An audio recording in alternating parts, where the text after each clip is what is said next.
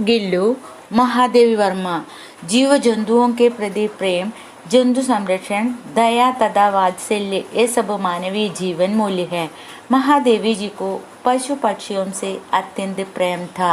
एक गिलहरी की विवेकशीलता और लगाव का अत्यंत सहज, सरल और सजीव रूप में प्रस्तुत किया है कि पाठक के मन को छू जाती है। ज्ञानपीठ विजेता महादेवी वर्मा का रेखा चित्र पढ़े। सोंजुगी में आज पीली कली लगी है। इसे देखकर अनायास ही उस छोटे जीव का स्मरण हो आया जो इस लता की सहन हृदय में छिपकर बैठता था और मेरे निकट पहुंचते ही कंधे पर कूदकर मुझे चौंका देता था। परंतु वह तो अब इस सोंजुगी की जड़ में मिट्टी होकर मिल गया होगा। कौन जाने स्वर्णिम कली के बहाने वही मुझे चौंकाने ऊपर आ गया हो। अचानक एक दिन सवेरे कमरे से बरामदे में आकर मैंने देखा दो कौवे एक गमले के चारों ओर चोंचों से चूहा चूहल जैसा गेल गेल रहे हैं। गमले और दीवार की संधि में छिपे एक छोटे से जीव पर मेरी दृष्टि रुक गई। निकट जाकर देखा गिलहरी का छोटा सा बच्चा संपदा घोंसले से गिरा है और अब कौवे उसमें सुलभ आहार गोज रहे हैं। कागज द्रव्य की चोंचों के दो घाव उस लघु प्राण के लिए बहुत दे, अथवा वह निश्चय सा गमले से चिपटा पड़ा था। सोंजुगी की पीली कली मनमोहक होती है। लेगा को विचार आया कि वह छोटा जीव लता की सहन हृदय में छिपकर बैठ जाता था। उसका नाम गिल्लू था। लेगा ने निकट पहुंचने ही उनके कंधे पर कूदकर उन्हें चौंका देता था। तब लेगा को कली की गोज रहती थी, पर आज उस लघु प्राण की गोज थी। सबने कहा कौवे की चोंचों का घाव लगने के बाद ये बच नहीं सकता, अतः इसे ऐसे ही रहने दिया जाए। परंतु मन नहीं माना। उसे हले से उड़ाकर अपने कमरे में लाई, फिर रुई से रिक्त पोंछकर घावों पर पेंसिलिन का मरहम लगाया। रुई की पतली बत्ती दूध से भिगोकर जैसे तैसे उनके नन्हे से मुख में लगाई, पर मुख गुल न सका और दूध की बूंदें दोनों ओर ढुलक गई। कई घंटे के उपचार के उपरांत उसके मुख में एक बूंद पानी टपकाया जा सका। तीसरे दिन वह इतना अच्छा और आश्वस्त हो गया कि मेरी उंगली अपने दो नन्हे पंजों से पकड़कर नीले कांच के मोतियां जैसी आंखों से इधर उधर देखने लगा। 3-4 मास में उसके स्निग्ध रोए, झब्बेदार पूंछ और चंचल चमकीली आंखें सबको विस्मित करने लगी। लेगा गिलहरी के घायल बच्चे को उड़ाकर अपने कमरे में ले गई। रुई से उसका गोंद पोंछकर उसके घावों पर मरहम लगाया। उसकी भूख मिटाने के लिए रुई की बत्ती दूध में भिगोकर उसके मुख पर लगाई गई। कई घंटे के उपचार के बाद वह उसके मुख में पानी टपकाने में सफल हुई। 3 दिन में वह स्वस्थ हो गया। हमने उसकी जातिवाचक संज्ञा को व्यक्तिवाचक का रूप दे दिया और इस प्रकार हम उसे गिल्लू कहकर बुलाने लगे। मैंने फूल देने की एक हल्की डलिया में रुई बिछाकर उसे तार पर खिड़की पर लटका दिया। वही 2 वर्ष गिल्लू का घर रहा। वह स्वयं हिलाकर अपने घर में झूलता और अपने कांच के मनगुम सी आंखों से कमरे के भीतर और खिड़की से बाहर न जाने क्या देखता समझता रहता था। परंतु उनकी समझदारी पर और सबको आश्चर्य होता है। 3-4 महीने में उसके चिकने रोए, झब्बेदार पूंछ और चंचल चमकती आंखें सभी को आश्चर्य में डालने लगी। लेखिका ने उसका नाम गिल्लू रहा। लेखिका ने फूल देने की एक हल्की डलिया में रुई बिछाकर तार से खिड़की पर खिड़की पर लटका दिया, जो 2 साल तक गिल्लू का घर रहा। जब मैं लिखने बैठती तब अपनी ओर ध्यान आकर्षित करने के लिए उसे इतनी तीव्र इच्छा होती थी कि उसने एक अच्छा उपाय खोज निकाला। वो मेरे पैर तक आकर सरर से पर्दे पर चढ़ जाता और फिर उसी तेजी से उतरता। उसका ये दौड़ने का क्रम तब तक चलता जब तक मैं उसे पकड़ने के लिए न उड़ती। लेगा का ध्यान आकर्षित करने के लिए गिल्लू उनके पैरों तक आकर सरर से पर्दे पर चढ़ जाता और फिर उसी तेजी से उतरता। उसका ये दौड़ने का क्रम तब तक चलता जब तक लेगा उसे पकड़ने के लिए न दौड़ती। कभी मैं गिल्लू को पकड़कर एक लंबे लिफाफे में इस प्रकार रेत देती है कि उसके अगले 2 पंजों और सिर के अतिरिक्त सारा लेगा लिफाफे के भीतर बंद रहता। इस अद्भुत स्थिति में कभी कभी घंटों मेज पर दीवार के सहारे गड़ा रहकर वह अपनी चमकीली आंखों से मेरा कार्यकलाप देखा करता।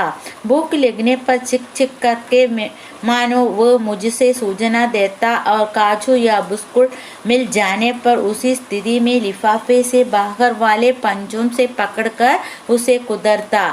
उसे एक लंबे लिफाफे में इस तरह रख देती कि सिर के अतिरिक्त उसका शेष शरीर लिफाफे के अंदर रहे।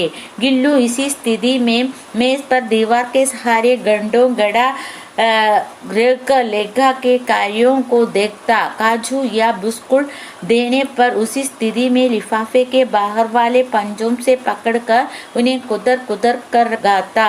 फिर गिल्लू के जीवन का प्रथम वसंत आया। नीम चमेली की गंध मेरे कमरे में हिले हिले आने लगी। वागर की गिलहरियाँ खिड़की की जाली के पास आकर चिक चिक करके न जाने क्या कहने लगी।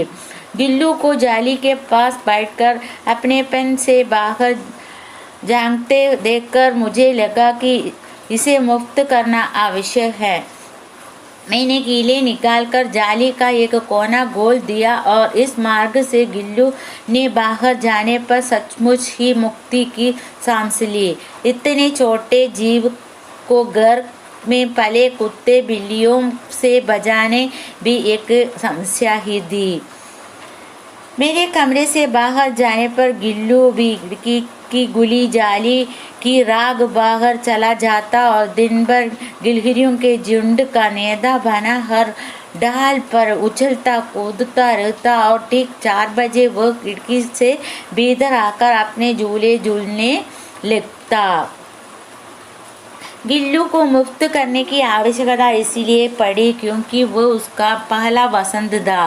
बाहर की गिलहरियाँ खिड़की की जाली के पास आकर चिक चिक करके कुछ कुछ कहने लगी। उस समय गिल्लू जाली के पास आकर बैठ जाता था और उन्हें निहारता रहता था। तब लेगा को लगा कि अब गिल्लू को मुक्त कर देना चाहिए। वह अपने साथियों से मिलना चाहता था। लेगा ने उसे मुक्त करने के लिए जाली का कोना खोल दिया ताकि इस मार्ग से गिल्लू आ जा सके। गिल्लू इनमें अपवाद था। मैं जैसे ही गाने के कमरे में पहुंचती वह खिड़की से निकल कर आंगन की दीवार बरामदे पर करके मेज पर पहुंच जाता और मेरी दाली में बैठ जाना चाहता। बड़ी कठिनाई से मैंने उसे दाली के पास बैठना सिखाया, जहां बैठकर मेरी दाली से एक एक चावल उड़ाकर बड़ी सफाई से गाता रहता। लेगा के कमरे से बाहर जाने पर गिल्लू भी जाली से बाहर चला जाता। वह दिन भर अन्य गिलहरियों के साथ उछलता कूदता और शाम होते ही अपने झूले पर वापस आ जाता। लेगा के गाने के कमरे में पहुंचते ही गिल्लू भी वहां पहुंच जाता और दाली में बैठ जाना चाहता। बड़ी मुश्किल से लेगा ने उसे दाली के पास बैठना सिखाया। वह वहीं बैठकर चावल का एक एक दाना सफाई से गाता। मुझे चौंकाने की इच्छा उसमें न जाने कब और कैसे उत्पन्न हो गई थी। कभी फूलदान के फूलों में छिप जाता, कभी पर्दे की चुन्नट में और कभी सूरजमुखी की पत्तियों में। काजू उसका प्रिय खाद्य था और कई दिन काजू न मिलने पर वह अन्य खाने की चीज़ें या तो लेना बंद कर देता या झूले की नीचे फेंक देता था। गर्मियों में जब मैं दोपहर में काम करती रहती तो गिल्लू न बाहर जाता न अपने झूले में बैठता। उसने मेरे निकट रहने के साथ गर्मियों से बचने का एक सर्वदा नया उपाय खोज निकाला था। वह मेरे पास रेगी सुराही पर लेट जाता और इस प्रकार समीप भी रहता और ठंडक में भी रहता। गिलहरियों के जीवन की अवधि 2 वर्ष से अधिक नहीं है और अधगा गिल्लू की जीवन यात्रा का अंत आ ही गया। दिन भर उसने न कुछ गाया न बाहर गया। रात में अंत की यातना में भी वह अपने झूले से उतर कर मेरे बिस्तर पर आया और ठंडे पंजों से मेरी वही उंगली पकड़कर हाथ से चिपक गया जिसे उसने अपने बचपन की मरणासन स्थिति में पकड़ा था। गिल्लू ने दिन भर कुछ भी नहीं गाया न बाहर गया। अंत समय की मुश्किल के बाद भी वह झूले से उतर कर लेगा के बिस्तर पर आ गया और अपने ठंडे पंजों से उंगली पकड़कर हाथ से चिपक गया जिसे पहले उसने घायल अवस्था में पकड़ा था। इन्हीं चेष्टाओं से आभास मिलने लगा कि अब उसका अंत समय समीप है। उसका झूला उतार कर रख दिया और खिड़की की जाली बंद कर दी गई, परंतु गिलहरियों की नई पीढ़ी जाली के उस पार चिक चिक करती रहती है। उसने सोंजुगी पर वसंत आता ही रहता है। सोंजुगी की लता के नीचे गिल्लू की समाधि दी गई, इसीलिए भी कि उससे वह लता सबसे अधिक प्रिय था, इसलिए भी कि उस लघु गाद का किसी वासंती दिन जूही के पीताम्ब छोटे फूल में गिल जाने का विश्वास मुझे संतोष देता। सोंजुगी की लता के नीचे बनी गिल्लू की समाधि से लेगा के मन में इस विश्वास का जन्म होता था कि एक दिन गिल्लू जूही के छोटे से पत्ते के रूप में अवश्य गिलेगा और वो फिर से उसे अपने आसपास अनुभव कर पाएगी। ये विश्वास उन्हें संतोष देता था। धन्यवाद।